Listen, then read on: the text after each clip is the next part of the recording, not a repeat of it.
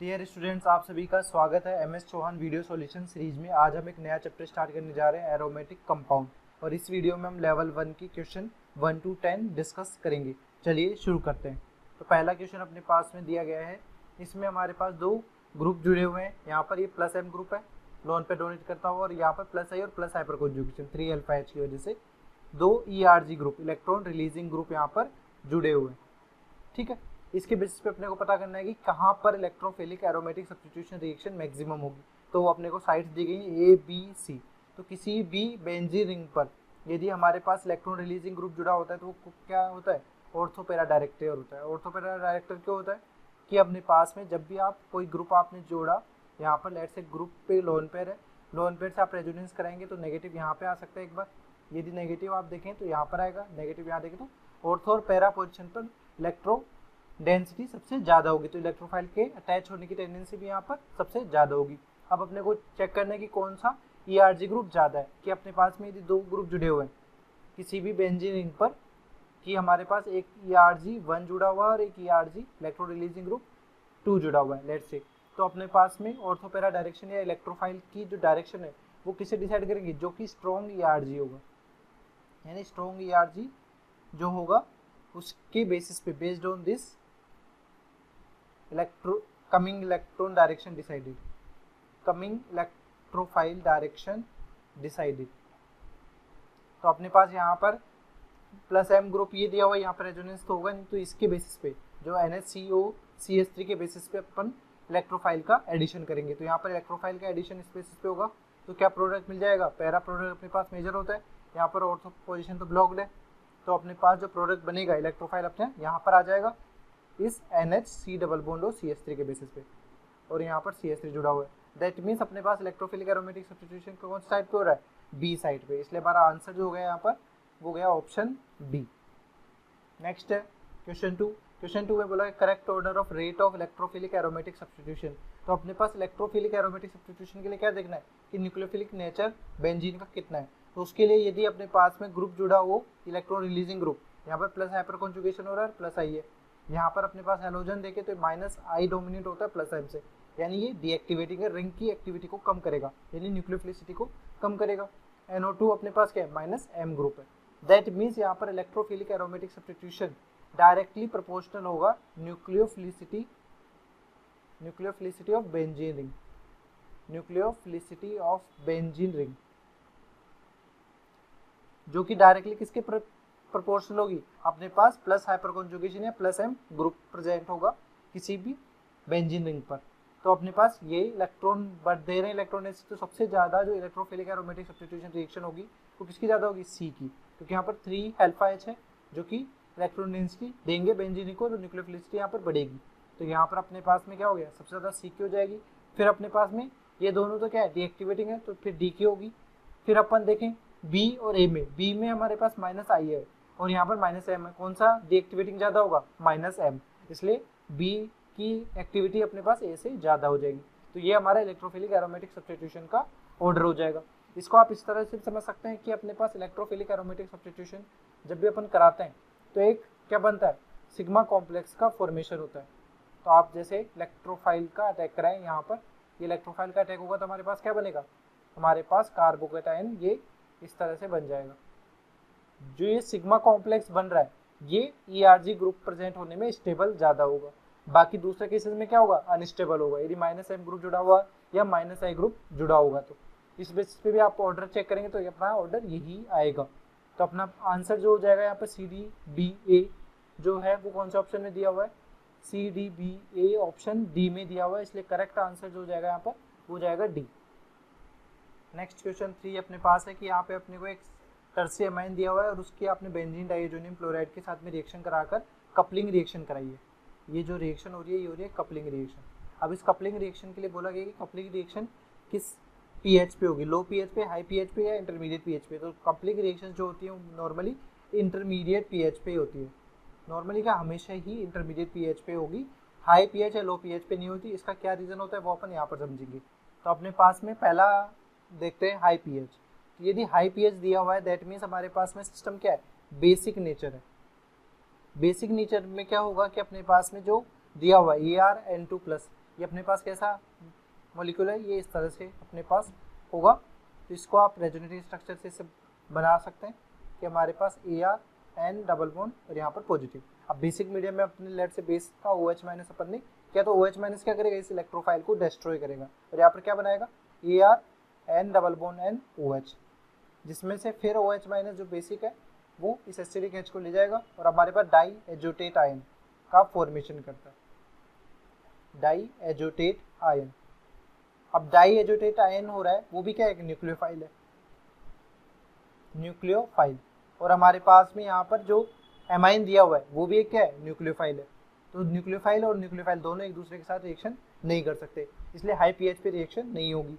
इसी तरह से यदि अपन लो पीएच लेते हैं, लो पीएच पे हमारे पास में क्या हो जाएगा कि एसिडिक मीडियम होगा। एसिडिक मीडियम होगा तो अपने पास में एमाइन का प्रोटोनेशन हो जाएगा। जो अपने को एमाइन दिया हुआ है अपने पास यहाँ पर एमाइन, यहाँ पे CH3, यहाँ पर भी CH3, ठीक है। एसिडिक मीडियम अपन ने लिया क्योंकि लो पीएच है, इससे क्या हो जाएगा H+ यहाँ पर अटैच हो जाएगा और ये क्या हो जाएगा, अब अपने पास नाइट्रोजन के पास में लोन पेयर अवेलेबल नहीं होगा, नाइट्रोजन पे क्या जाएगा, पॉजिटिव चार्ज आ जाएगा। यहाँ पे नाइट्रोजन में पॉजिटिव चार्ज आ गया जिसकी वजह से क्या हो गया, अब ये न्यूक्लियोफाइल नहीं है, इट इज़ नॉट न्यूक्लियोफाइल। तो यदि ये न्यूक्लियोफाइल की तरह ही बिहेव नहीं करेगा तो अपने पास इसका अटैक करा जो इलेक्ट्रोफाइल है उसका अटैक इस पर अब पॉसिबल नहीं है, तो यहाँ पर भी कपलिंग रिएक्शन नहीं होगी। बट यदि अपन क्या लेते हैं, इंटरमीडिएट पीएच लेते हैं, ना तो लो पीएच ना ही हाई पीएच, ना तो वो एसिडिक ज़्यादा है ना ही बेसिक ज़्यादा है, यानी वो इंटरमीडिएट पीएच पे अपन माइल्ड एसिडिक मीडियम लेंगे, इंटरमीडिएट पीएच, ठीक है। बेसिक मीडियम में तो अपने पास कैसे भी नहीं लेंगे अपन, बेसिक मीडियम में तो ये डाइएजुटेट आयन का फॉर्मेशन हो जाएगा। तो इंटरमीडिएट पीएच का मतलब यहाँ पर है mild acidic medium. Mild acidic medium जो कि अपने पास एमाइन को प्रोटोनेट नहीं कर पाए, तो उस केस में अपने पास क्या होगा कि अपने पास में यहाँ पर जो इलेक्ट्रोफाइल है ArN2+ अपने इस पे जो न्यूक्लियोफाइल जुड़ा हुआ है इस पे अटैक करके क्या बना लेगा, कपलिंग रिएक्शन करेगा। कपलिंग रिएक्शन में ये इलेक्ट्रोफाइल पैरा पोजिशन पर आके अटैच हो जाएगा, क्योंकि अपने पास यहाँ पे जो ग्रुप जुड़ा हुआ है ERG ग्रुप जुड़ा हुआ है, ऑर्थो पैरा डायरेक्टर, यहाँ पर इलेक्ट्रोफिलिक एरोमेटिक सब्स्टिट्यूशन रिएक्शन होगी और यहाँ पे प्रोडक्ट जो फाइनल बन जाएगा वो ये बन जाएगा। दैट मीन्स हमारे पास रिएक्शन कौन सी मीडियम में होगी, माइल्ड एसिडिक मीडियम में, जिसके लिए पीएच रेंज जो होता है वो इंटरमीडिएट होता है। इसलिए हमारा यहाँ पे आंसर क्या हो जाएगा, ऑप्शन बी यहाँ पर करेक्ट आंसर हो जाएगा। नेक्स्ट क्वेश्चन 4 है, which of the following has the lowest heat of combustion. तो सबसे पहले हीट ऑफ कंबशन के लिए अपन जो चेक करते हैं पैरामीटर वो देखते हैं number of carbons. If number of carbons increases heat of combustion also increases, ठीक है। इसके अलावा यदि नंबर ऑफ कार्बन सेम आता है देन अपने पास हीट ऑफ कंबशन जो होगा वो इन्वर्सली प्रोपोर्शनल होगा किसके, स्टेबिलिटी के, कि मॉलिक्यूल की स्टेबिलिटी के इन्वर्सली प्रोपोर्शनल होगा। तो यहाँ पर अपने पास सबसे पहले नंबर ऑफ कार्बन अपन चेक कर लेते हैं। तो यहाँ पे 7 + 2 9, यहाँ पर भी 6 + 3 9, यहाँ पर भी 6 + 3 9, यहाँ पे 8 + 1 9। तो नंबर ऑफ कार्बन सेम है तो स्टेबिलिटी चेक करेंगे। तो अपने पास यहाँ पर sp3 कार्बन है, इसकी वजह से क्या हो जाएगा, ये नॉन एरोमेटिक हो जाएगा, ठीक है। यहाँ पर ये भी नॉन एरोमेटिक है। यहाँ पर अपने पास देखें तो ये साइक्लोटेट्राईन आ रहा है जो कि किस में कन्वर्ट हो जाता है, टब शेप अटेन कर लेता है और नॉन प्लेनर हो जाता है। आपको देखने में ये एंटी एरोमेटिक लग रहा होगा बट ये स्टेबिलिटी गेन करने के लिए किस में कन्वर्ट हो जाता है, टब शेप में, जिसकी वजह से ये मॉलिक्यूल क्या है, ये भी नॉन एरोमेटिक है। पर अपने पास में यहाँ पर मॉलिक्यूल देखिए ये क्या दिया हुआ है, बेंजीन दिया हुआ है। इस बेंजीन की वजह से ये कंपाउंड क्या हो जाएगा, ये एरोमेटिक कंपाउंड हो जाएगा। तो अपने पास सबसे ज़्यादा स्टेबल कौन सा है, एरोमेटिक कंपाउंड है, इसीलिए सबसे least heat of hydro HOC अपने पास किसका होगा हीट ऑफ कंबशन, वो भी होगा सी ऑप्शन का, लीस्ट हीट ऑफ कंबशन। तो ऑप्शन सी हमारा करेक्ट आंसर हो जाएगा। नेक्स्ट है फिफ्थ में अपने दिया गया the product obtain from the reaction is. तो अपने पास यहाँ पे NaCN ये न्यूक्लियोफाइल है इन इथेनॉल सॉल्वेंट, इथेनॉल सॉल्वेंट की तरह बिहेव कर रहा है। तो यहाँ पर SN2 रिएक्शन होगी।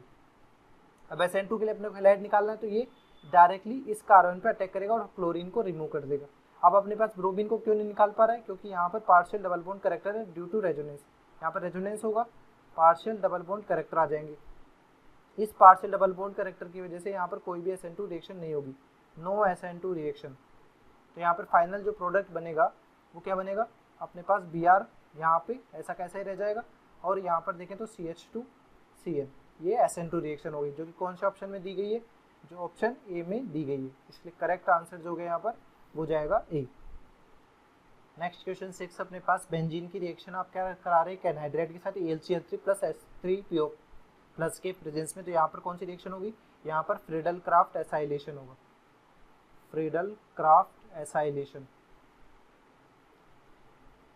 ठीक है, तो फ्रीडल क्राफ्ट एसाइलेशन रिएक्शन कैसे होगी वो अपन यहाँ पर देखते हैं।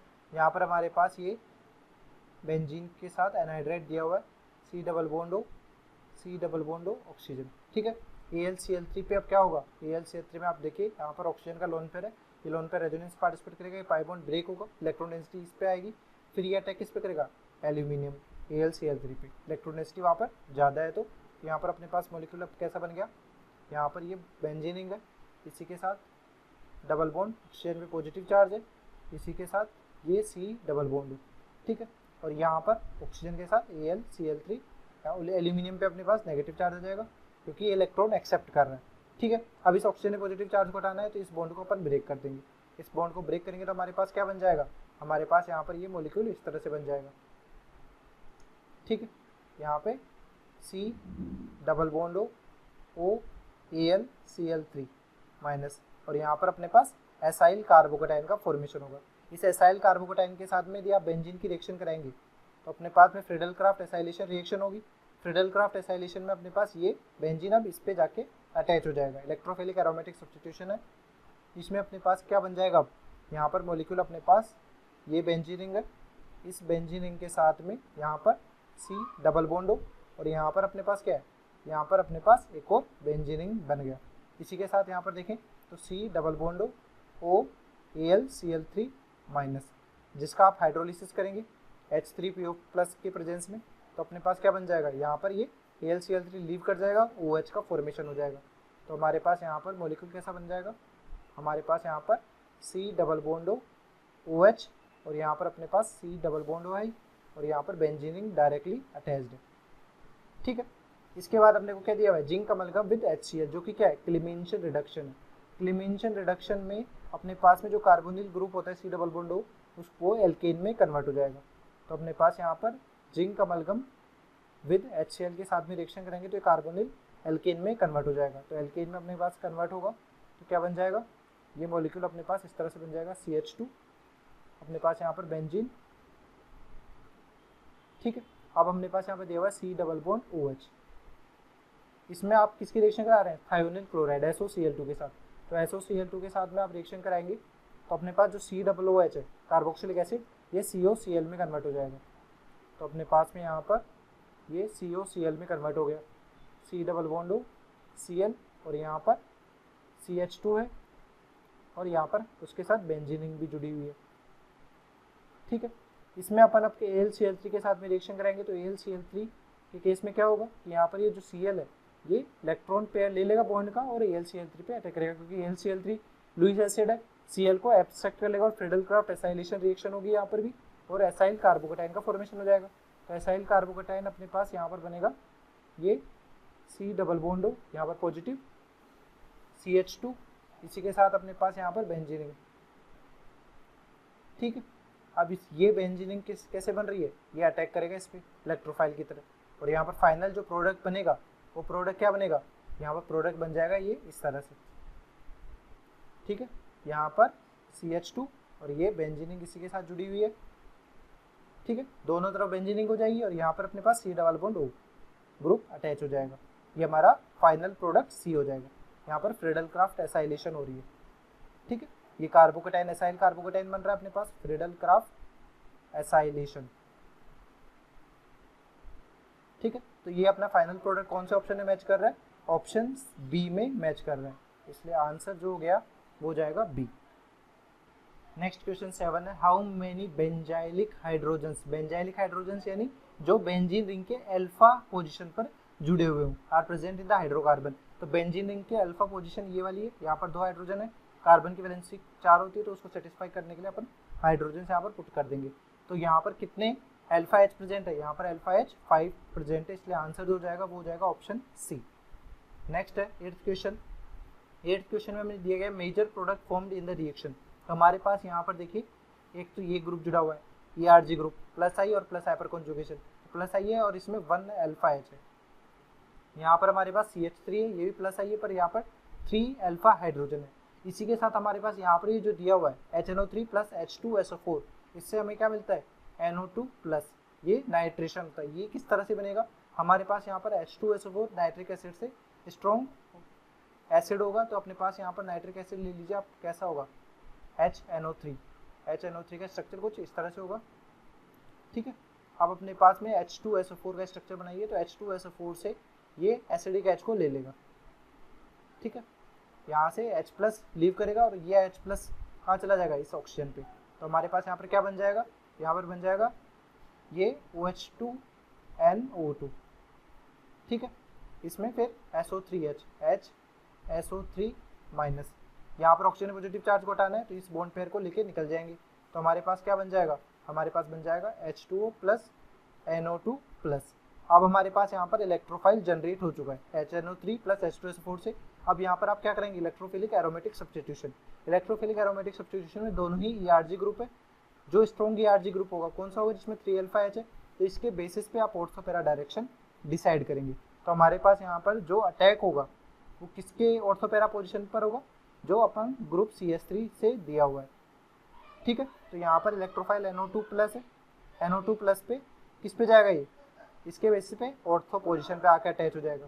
तो हमारे ग्रुप जो NO2 जुड़ेगा वो इस पोजीशन पे जुड़ेगा। आपको क्लियर हो गया होगा कि ERG स्ट्रॉन्ग ये वाला क्यों है CH3, क्योंकि यहाँ पर 3 अल्फा हाइड्रोजन है और यहाँ पर केवल एक ही अल्फा हाइड्रोजन है। तो हाइपर कॉन्जुगेशन इंडक्टिव इफेक्ट से ज़्यादा डोमिनेट होता है। और यदि 2 ERG किसी बेंजीन रिंग पे जुड़े हुए हैं, तो अपन कमिंग इलेक्ट्रोफाइल की डायरेक्शन किस बेसिस पे डिसाइड करते हैं कि अपने पास स्ट्रॉन्ग ERG ग्रुप कौन सा है, ठीक है। और वो भी ऑर्थो पैरा पोजीशन पे, और पैरा पोजीशन यहाँ पे ब्लॉक्ड है, तो अपन ऑर्थो पोजीशन पर ही पुट करेंगे, इसलिए हमारा जो आंसर हो जाएगा वो हो जाएगा ऑप्शन बी। नेक्स्ट क्वेश्चन है नाइन्थ क्वेश्चन में बोला गया था major product formed in the reaction is. तो अपने पास यहाँ पर भी देखिए कंसेंट्रेट HNO3 प्लस H2SO4 दिया हुआ है, तो यहाँ पर भी अपने को प्रीवियस क्वेश्चन की तरह ही अपने को NO2 प्लस इलेक्ट्रोफाइल का जनरेशन हो गया। अब हमारे पास दोनों बेंजीन रिंग में से किस पे इलेक्ट्रोफाइल का अटैक होगा, जो मोर इलेक्ट्रॉन रिच होगी। तो मोर इलेक्ट्रॉन रिच के लिए आप देखें तो इस बेंजीन रिंग के लिए ये क्या है, ये प्लस M की तरह बिहेव करेगा, यानी इलेक्ट्रॉन डेंसिटी बढ़ाएगा। और यहाँ पर देखें तो ये इसके लिए माइनस M की तरह बिहेव करेगा इस बेंजीन रिंग के लिए, यानी इसकी इलेक्ट्रॉन डेंसिटी लेस होगी, यहाँ पर लेस इलेक्ट्रॉन डेंसिटी होगी। तो अपना जो इलेक्ट्रोफाइल है वो कहाँ पे अटैक करेगा, इस बेंजीन रिंग पर अटैक करेगा, इस बेंजीन रिंग पे अटैक करेगा, वो भी ऑर्थो पैरा पोजीशन, यानी ये ऑर्थो और ये पैरा। तो ये इलेक्ट्रोफाइल कहाँ अटैक करेगा, इस पैरा पोजीशन पे अटैक करेगा। और फाइनल जो प्रोडक्ट बन जाएगा वो प्रोडक्ट कैसा बनेगा, यहाँ पर C डबल बॉन्ड O यहाँ पर, ठीक है, और ये NO2, जो कि कौन सा ऑप्शन में दिया हुआ है, वो ऑप्शन अपने को डी में दिया हुआ है, इसलिए करेक्ट आंसर जो हो जाएगा वो जाएगा डी, ठीक है। इसमें डायरेक्शन आपने डिसाइड कर ली, जो ज़्यादा बेंजीन रिंग इलेक्ट्रॉन डेंसिटी होगी उसी को डिसाइड करेंगे। और हमारे पास यहाँ पर ऑक्सीजन इस बेंजीन रिंग से जुड़ा हुआ है प्लस M ग्रुप की तरह, ठीक है। नेक्स्ट है टेंथ क्वेश्चन पूछा गया था increasing order of rate of reaction with HNO3 plus H2SO4, जो कि एसिड मिक्सचर है, इससे अपने को क्या मिलता है, इलेक्ट्रोफाइल NO2 प्लस। तो अपने को बेंजीन रिंग पे ग्रुप्स देखने हैं कि कौन से इलेक्ट्रॉन डेंसिटी वाले ज़्यादा ग्रुप जुड़े हुए हैं। तो अपने पास यहाँ पर देखिए इस बेंजीन रिंग पर दोनों ही जो ग्रुप जुड़े हुए हैं ये दोनों ही क्या है, माइनस M ग्रुप है, यानी माइनस M ग्रुप क्या करते हैं, इलेक्ट्रॉन डेंसिटी को खत्म करते हैं। यहाँ पर दोनों माइनस M है, यहाँ पर अपने पास देखें तो ये एक प्लस M है और एक माइनस M है, तो यहाँ पर ये प्लस M है और अपने पास ये कौन सा है, ये अपने पास माइनस M है। यहाँ पर अपने पास ये वाला ग्रुप देखें तो ये प्लस M है और यहाँ पर भी देखें तो ये प्लस M है। दैट मीन्स यहाँ पर सबसे ज़्यादा हाईएस्ट इलेक्ट्रॉन डेंसिटी होगी बेंजीन रिंग पर, highest electron density on benzene ring, ठीक है, बेंजीन रिंग। इसलिए अपने पास यहाँ पर फास्टेस्ट इलेक्ट्रोफिलिक एरोमेटिक सब्स्टिट्यूशन होगा, fastest electrophilic aromatic substitution reaction. तो यहाँ पर EAS रेट अपन यदि बात करें कि इलेक्ट्रोफिलिक एरोमेटिक सब्स्टिट्यूशन की रेट जो होगी वो किस में सबसे ज़्यादा होगी, सबसे ज़्यादा होगी थर्ड में। अब अपने पास सेकंड और फर्स्ट में से डिसाइड करें तो अपने पास यहाँ पर फर्स्ट में दोनों माइनस M ग्रुप है, तो इलेक्ट्रॉन डेंसिटी सबसे लीस्ट होगी यहाँ पर, और यहाँ पर एक प्लस M और एक माइनस M है, इसलिए यहाँ पर सेकंड ऑप्शन आ जाएगा। और फिर आ जाएगा फर्स्ट लिस्ट क्यों है, क्योंकि यहाँ पे माइनस M ग्रुप की वजह से सबसे कम है। तो ये ऑर्डर अपना फॉलो होगा, जो कि कौन सा ऑप्शन में दिया हुआ है, थर्ड, फर्स्ट, सेकंड। अपने को रेट ऑफ रिएक्शन बतानी थी इलेक्ट्रोफाइल के टुवार्ड्स, तो सबसे ज़्यादा थर्ड में दी गई है। तो यहाँ पे थर्ड वाला कौन सा ऑप्शन है, थर्ड है, सेकंड है, फर्स्ट है, तो ऑप्शन डी करेक्ट आंसर हो जाएगा। Thanks for watching. Hopefully this video solution series helped you out to clear your doubts. Give this video a thumbs up if it is useful for you. If you are new to this channel, make sure to click the subscribe button and bell notification icon so you don't miss latest videos from our video solution series and education related stuff from GM Academy.